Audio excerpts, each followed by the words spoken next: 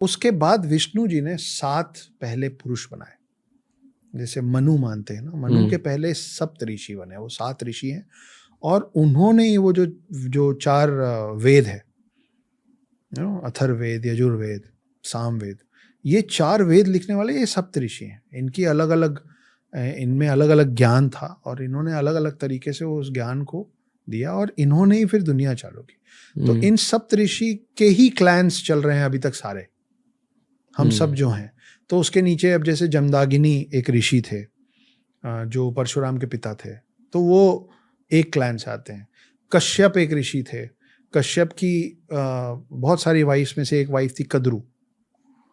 तो कद्रू ने जब उनसे वरदान मांगा था तो उन्होंने वरदान में उनको बोले कि ठीक है, मैं तुमको वरदान देता हूँ, तुमको 100 अंडे होंगे। वो 100 एग्स में से 100 फर्स्ट 100 स्नेक्स निकले। तो इसीलिए सारे सांप जो हैं वो कद्रू की संतानें मानी जाती।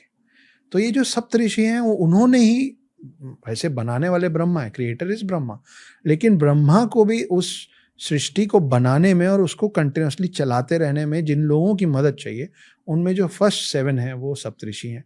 फिर कई देवियां हैं, जैसे गंगा पहले एक बार ह्यूमन अवतार में आई थी, वो हिमराज, हिमालय पर्वत के जो राजा होते थे, उनकी बेटी बन के आई थी। फिर बाद में वो वापस गई, फिर उनको भागीरथ फिर से लेके आए अब मोक्ष प्राप्ति के लिए।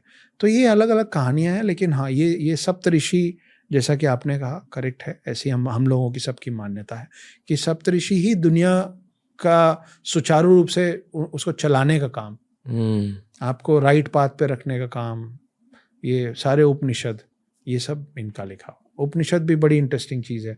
अभी हम 9 की बात कर रहे थे, जो वो माला जपते हैं उसमें 108 बीट्स होते हैं। महाभारत जो युद्ध चला था वो 18 दिन चला था, 18 का टोटल 9 होता है, 108 बीट्स का टोटल 9 होता है। गीता में जो, महाभारत में जो चैप्टर्स हैं वो 18 हैं, गीता में जो चैप्टर्स हैं वो फिर 18 हैं। गीता महाभारत अलग अलग है। उपनिषद जो हैं वो उसमें जो टोटल श्लोक लिखे हुए हैं हजारों में, उन सब का टोटल फिर 9 है।